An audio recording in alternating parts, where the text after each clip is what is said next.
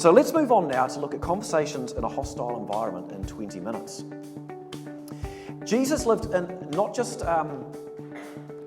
he didn't live in a free society like we've enjoyed the last 150 years. Jesus lived in a really tense society under a Roman occupation, with a Roman government that if you defied them or even spoke against them, you could be killed just like that. So if you're in a democracy, you're supposed to rule by vote and common sense and conversation. Under socialism and further on into dictatorship, you rule by fear, right? And by domination. So brutal terror keeps people in line. And this was the approach to government of the Romans. He also had the Pharisees looking for ways to undermine him and to try and see him dead. In which case, because we're going into a more hostile cultural environment, right? We can all see the change taking place. The conversational skill set we need is sitting right there, I think, in the Bible. Very, very quickly, how did the Samaritan woman of John 4 perceive Jesus? Just yell out the quick words. A prophet. A prophet, eventually. Yeah, she did. Yep. A Jew. A Jew, so different to us. Yeah, cultural. A man, that's right. Men didn't talk to women. Crossing boundaries, yeah. So strange, intriguing, or strange, yeah. I put to you, better than me as well. She's not the immoral woman who had 5 husbands. She's the rejected woman in a patriarchal society where 5 men had kicked her out. So she's got a self-esteem problem as well. Those were cultural challenges that Jesus had to overcome with his conversational skills. How did the religious leaders see Jesus? Quick words. An enemy, a threat to their power, a threat to their security. Because if there was an uprising, they're supposed to keep the Jews in line, the Romans might get them too. They suspected him of being evil. Evil, that's right. Yeah. A deceiver, a heretic. Yeah. Sorry? A glutton and a drunkard, you're right. Yeah. Hard case. Yeah, they thought that he did what he did I'm just thinking on the evil one, they thought what he did by the power of Beelzebub, didn't they? They actually talked about that. So incredible. Yeah. So Jesus had a few challenges in his communication there too, didn't he? And if Jesus was speaking to a crowd, could he therefore speak with trust, expecting that the audience was going to be warm to what he said? No, because there were going to be hostile elements within the crowd. So it is for us today. How do New Zealanders perceive God's people in New Zealand today? Quick words, please.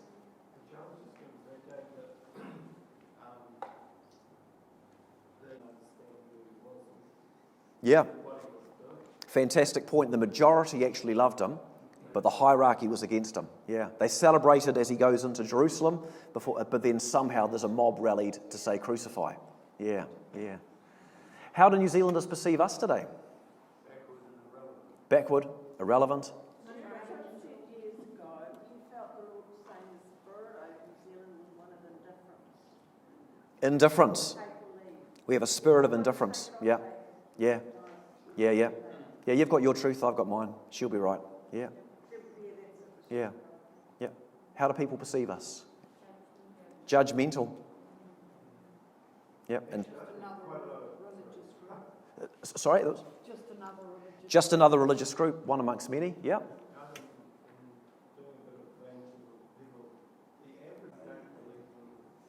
That's up. So the opposition to the gospel has created a timidity or a sense of defeat within the church, and people have lost their confidence to even engage. Yeah, exactly. Yeah, which is what this is about, isn't it? Yeah. So we've got some significant cultural challenges that are going on, and part of this is the concept of brand. The Christian church is also looked upon positively. Oh, they're a flippin' good lot. They do good stuff in our community. I don't believe what they believe, but glad they do what they do. You guys, good on you. Keep on doing what you do. I don't know if you've had that before as well. So it's mixed, right? It's not all bad, but public media is significantly negative in the things that it portrays. And this is the power of perception, because that creates a perception, whether that perception is true or not. And therefore our brand profile becomes stereotyped by what people hear. to the point where young people in schools who out themselves as Christians, to say it again, can find themselves having immediate hostility because they're intolerant, they're judgmental of homosexuals, they caused most of the world's wars, and they started slavery. I mean, that's the level of intellect that begins to sit behind it, because the negative voice is so loud and we aren't putting out the positive voice. We're not playing the game. We're not engaging conversation in the manner that's needed, which includes the individual and small group and the congregation and the combined.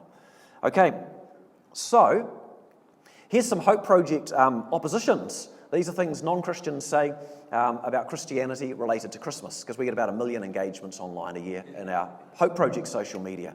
Christians are claiming public pagan holidays like Christmas as their own. Amazing. All major religions borrow from pagan myths. God doesn't exist. It's just a story that can't be proved. Bible stories are fairy tales, and they're not true. Religion is imposing its beliefs and festivals on people. Someone wisely said, well, stop celebrating Christmas and go back to work then. Christianity controls people with fear and lies. Churches are about corrupt power and money. Christians are deluded sheep who don't have any logic or reason, who believe in fables. They've killed millions and they've taken lands. At Easter, Christianity is irrelevant to us now. The Bible supports slavery. Slavery is always wrong. That makes me as an atheist morally superior to you as a Christian. How's that for a crazy argument? This is a multi-religious society, so be quiet. Easter has nothing to do with Jesus. Religions are the cause of most of the world's wars, and Christianity brings discrimination. We'd be better off without it. When in reality, the only reason we don't like discrimination is because of Christianity. When in reality, the only force that ever raised itself against slavery was, in fact, Christianity. The Bible that person didn't like is the only book that's ever rallied a whole movement that stopped slavery. You know what I'm saying? Christianity is still growing explosively in many parts of the world. It's not really an irrelevance.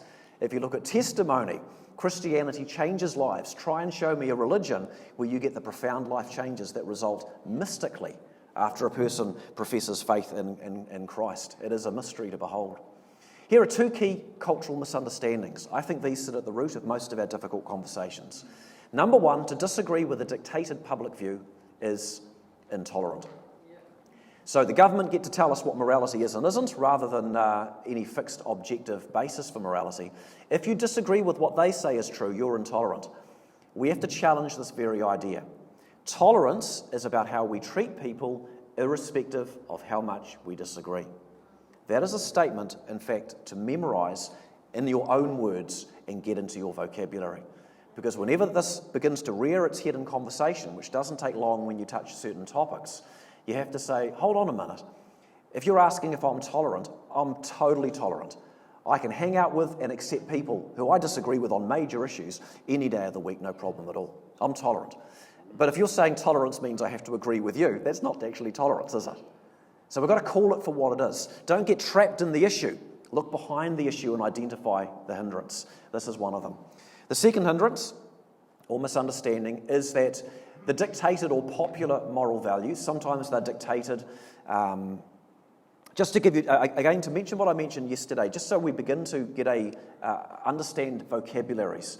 So socialism, in the words of Karl Marx, who wrote the Communist Manifesto, the goal of socialism is communism. So in the words of William Federer, socialism is communism light. In the words of Ayn Rand, who suffered under communism, she said, socialism is controlling people by vote. Communism is when you control them by force. Now, how do you control people by vote? The answer is by controlling public media and by controlling education. So if you control the narrative, you give people one side of a story, they don't have the whole picture, they're going to think like you want them to, and they're going to vote like you want them to. That's the kind of scenario that New Zealand's heading into in the evolution of our culture. So the government is therefore telling us what right and wrong is. What they don't understand, and what the people of our nation haven't actually thought through, is that if moral values are made up, then moral values aren't real or true. If there is no God, then you could have a different morality to me, to you. So whose morality wins? The answer is the person with the most power. It's that simple. But they actually aren't real. So when moral issues come up, if they think moral truth doesn't exist, you're a fool to say what you believe. Because their whole framework of reference is to say that you're the real question is, are you a prejudiced, intolerant bigot? When they ask you a moral question, the moral question isn't the question. because they don't think moral truth exists, and they think that their moral truth is correct. So don't answer that question. That would be silly. Go to the real question: where do moral values come from? And engage with that. And then defend the importance of tolerance in our society. There is no way in the future of this nation we're going to have everyone on the same page with the same moral values. That's not going to happen. So what's the hope for a nation like ours with this incredible divide over various topics? The answer is tolerance. We're going to have to find a way to accept each other and get on, irrespective of the differences. So true tolerance is actually the political solution for the challenges that we're facing. These two issues, reflect on them. These two issues sit behind most of our difficult conversations. So when a person asks a question, you've got to try and identify the question or assumption behind the question. That's what we talk about, and that can bring a freedom to the conversation. And we've got to do this somehow with a nation, because we're in a battle over the hearts and minds of the people of our nation. And if they are led too far toward an intolerant view that labels anyone intolerant who disagrees with them, we can end up in very serious trouble very quickly. There are only about 70 nations in the world that had that problem last century. Nothing too much to worry about. It only resulted in well over 100 million deaths. All right? So this is the cultural conversation that we're in. So how do you tolerate without becoming intolerant? By accepting a person. You tolerate without being intolerant, by accepting. We have different points of view. Look, at the end of the day, I disagree with you, but I accept that it's different. And look, I'll love you like a brother anyway. Because you're dealing with people with LGBT. That's right. When I was at Bible college, I went out for a few years going and working with prostitutes and transvestites for a few years on the Friday nights. I never had a single thought as a Christian about it. I never had a thought of judgment toward them. I didn't think their life choices were necessarily wise, but also some of them were in that situation because they were drug addicts. I wasn't judging them. Who knows what their life experience was that got them in that situation? So as a Christian, to say that I'm judgmental for certain moral views is kind of silly. We accept people. We love people. And we look for the grace of God to help them as that grace has helped us. So I'm sending you out like sheep among wolves. Be as shrewd as snakes and as innocent as doves. To skip on. 3 reasons Jesus didn't reply questions. And I'm speaking, incidentally, on this topic at the Thinking Matters conference here in Hamilton in 2 weeks' time. And I'm going to promote that to you at least twice more, because we need to support that ministry. New Zealand needs that ministry. Jesus didn't reply when there was a hostile motive. He instead asked a question and investigated. And to look even at a case where a man's motive was probably more arrogant than hostile, good teacher, what must I do to inherit eternal life? Right? If you know the Gospels, Jesus looks at the man and thinks, nah, something's up here. Why do you call me good? No one's good but God. The truth is Jesus was good, right? But Jesus was finding a way to investigate the heart of the man. Why is he asking this question? Then once he discerns, he challenges the pride of heart in that man. Jesus didn't answer when it was a toxic topic. You could not talk against the Roman Empire or Caesar. Full stop. So do not misunderstand and think Christians shouldn't be involved in politics because Jesus didn't discuss politics. Politics was the toxic topic that could get you killed. Should we pay taxes to Caesar or not? Jesus' first words are, why are you trying to trap me? Right? He cannot answer that question. And then with the wisdom only God gives, he says, he says something that's true and profound. Give to Caesar what is Caesar's and to God what is God's, right after saying, show me a coin. Which actually states the separation of powers and says that Caesar's power is limited because even Caesar sits under God. Therefore, Caesar doesn't have all power to dictate the morals and the values and to pronounce judgments. He's actually accountable to God. And that thought, which is also in the Hebraic template of the Old Testament, is what seeded the ideas that led to our democratic freedoms that we enjoy today. And Jesus was also quiet when he saw there was a potential for misunderstanding. Tell us, Jesus, are you the Christ, the Son of God? They had a military view of the Messiah. They had a nationalistic Israel view. God was going to restore Israel and therefore overthrow the evil Romans. Who was the devil? Rome was. All right? So Jesus could not say it. He eventually declares it, incidentally, when he hops on a donkey. He's said it in all sorts of ways. I can forgive sin. He calls God his Father. All these things were sort of on the verge of blasphemous. How can he say that? The day he declared it was when he hopped on that donkey. That was a prophecy. He didn't fulfill the prophecy by accident. Oh, a prophecy fulfilled. He fulfilled it deliberately. Jesus knew the scriptures. Why was the donkey there that he sent for? It's because people were waiting for the Messiah. So much so that they had a donkey ready because they knew the prophecies. So he said, now go and get the donkey. That's why everyone exploded. Finally, he's admitted it, right? And then he admitted it to the religious leaders, and it got him killed, right? Got to be wise with our words, don't we? So, tips to thrive, and I'll cover this off in 5 minutes and show you resources, and we'll be done.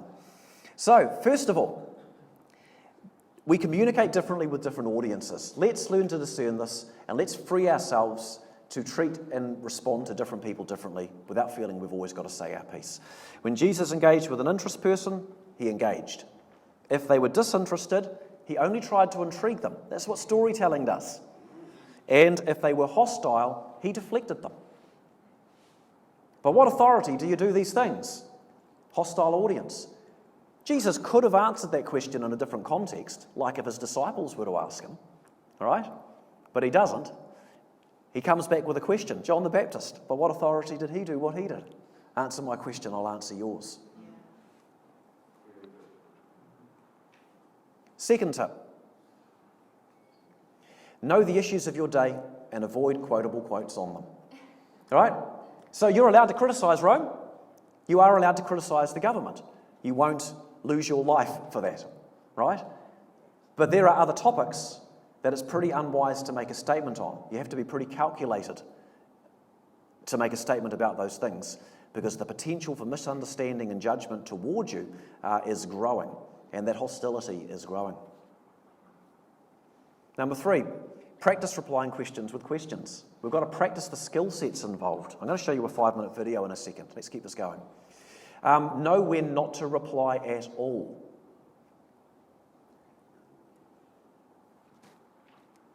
He did not reply when asked about the woman who committed adultery. He went silent. It's only then that they pressed him for an answer. Because they pressed him for an answer, he stood up and said, be courageous to tell a story and then not explain. In other words, don't be a know-it-all that knows everything and always proves you know everything.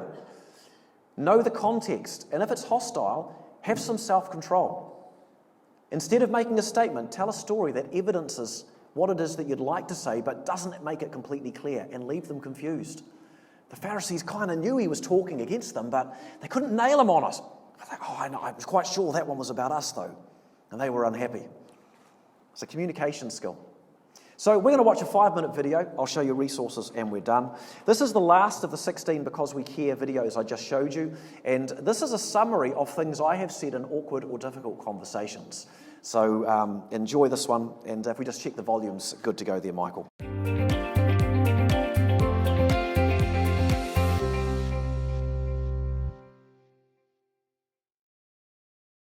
Some people say that the key skill you need to be a politician is this.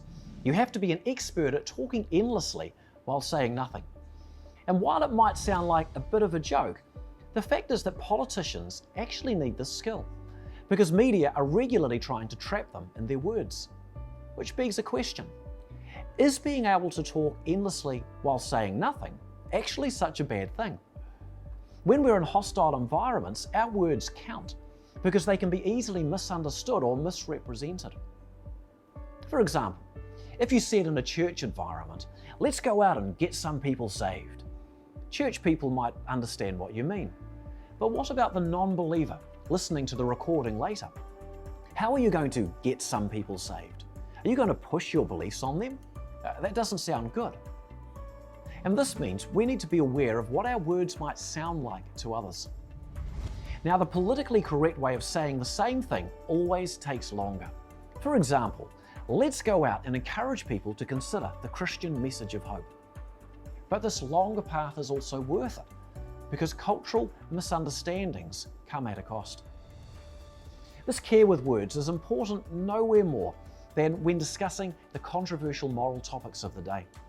Maybe currently including things like sex out of marriage, pornography, prostitution, homosexuality, legalizing certain drugs, abortion, euthanasia, freedoms of speech and religion, and more.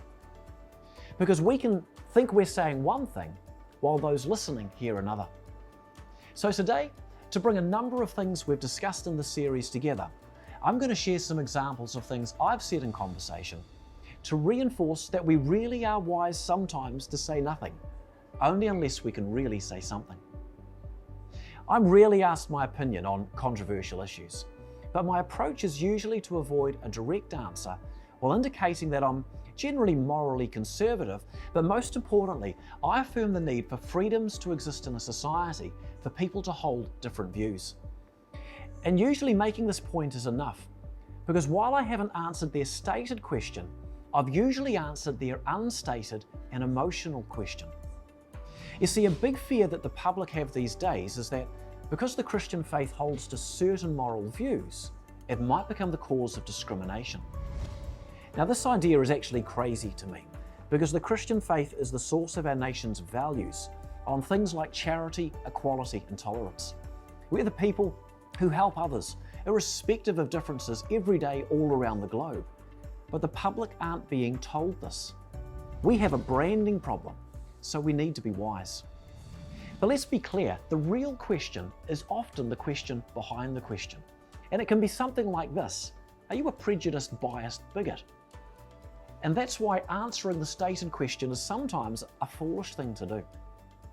This is why on some occasions I've replied moral questions by saying, "Oh, you're trying to ask if I'm a judgmental person." No, I'm not. And this reply has often been sufficient because I've answered the real question. Earlier in this series, I mentioned a friend's question, which I replied by saying, "Do you really think we know each other well enough to talk about this?" A similar reply question is, "Do you really think our society's tolerant enough to allow these sorts of conversations?" And these are great questions because this digs at what being tolerant in a society is actually about. Because tolerance isn't about agreeing with each other. Tolerance is actually about how we treat each other, irrespective of how much we disagree. But if someone really is pressing for an answer to a moral question, then maybe we need to reply their question with a question about where moral beliefs and values come from. For example, why do you ask this question?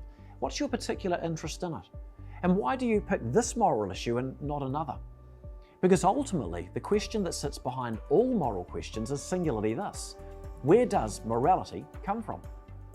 Answer this question and you'll have your answer. You see, if they say a society's moral values and lists of right and wrong are made up by us, then I'd affirm they're right in saying that nothing's actually morally wrong or right, because the lists are made up and can be changed. But if they say morality comes from God, then haven't they answered their own question? Which makes the important question, does God actually exist? And also, how should we treat each other even when we disagree? You see, every society has its prejudices. It was true of Jesus' society, and it's true of ours. Yet we must still engage. And that's why we must learn how to be as wise as serpents, but as harmless as doves. Jesus engaged with the interested. He intrigued the disinterested. He deflected the hostile. He sometimes said nothing, only unless through questions he could really say something. Let's learn from him.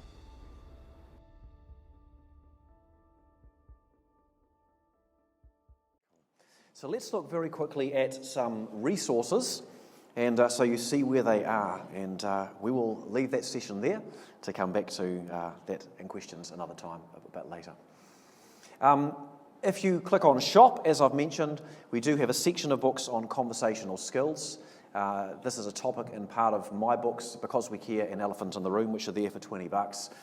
The other three books, which I think are the best in the world on this topic currently, are Tactics by Gregory Kukul, God's Space by Doug Pollock, and Conversational Evangelism by David and Norman Geisler. I summarised the gist of Norman Geisler and David Geisler's book in my book, with permission, because I know David Geisler. If you hover over resources, you get a drop-down with a myriad of resources. The first in the video series column, it says Equipping Members. It's my Because We Care video series. 16 5-minute videos with discussion guides. Now, the whole thing of building an outreaching culture is about the habits we embrace, as we talked about last night and at the start of today. These two books that I've written are actually on that topic.